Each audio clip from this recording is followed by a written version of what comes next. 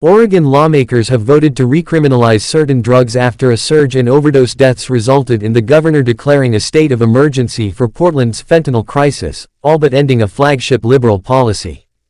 In 2020, a measure to decriminalize small amounts of all drugs and redirect much of the state's marijuana tax revenue to fund grants for addiction services was passed into law under ballot measure 110 with 58% of Oregon residents approving the measure.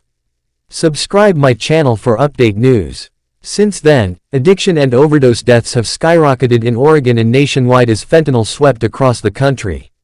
In August, 56% of Oregonians said they disapproved of the pioneering drug law, and both Republicans and Democrats introduced legislation to roll back the controversial measure. A bill decriminalizing the possession of small amounts of drugs was passed by the state Senate 21-8 on Friday after the House passed it 51-7 on Thursday.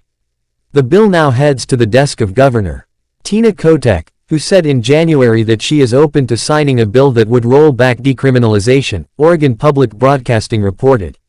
Kotek, Portland Mayor Ted Wheeler and Multnomah County Chair Jessica Vega Peterson last month declared a 90-day state of emergency for downtown Portland over the public health and public safety crisis fueled by fentanyl.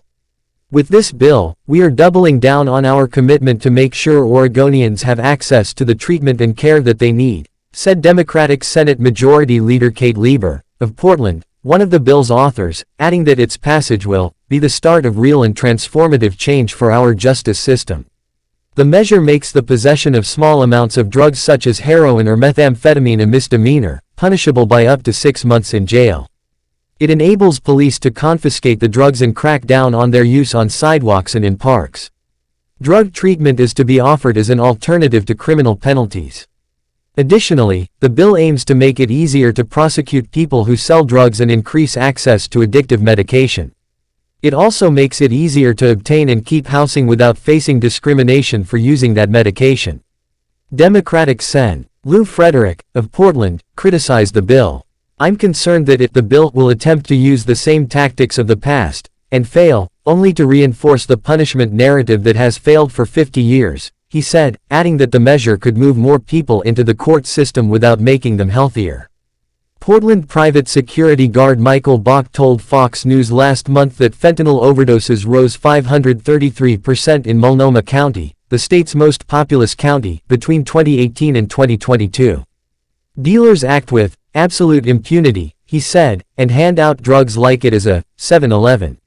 They're doing it in schools, they're doing it parking lots, they're doing it in playgrounds, they're doing it at churches, in front of businesses. They're doing it in broad daylight and nothing is stopping it," he remarked. Bach said the cheap cost of fentanyl at 25 cents a pill has caused a devastating impact on those in his community. Thanks for watching. Please subscribe my channel and press the bell icon for more information, news, and also share my video with your friend.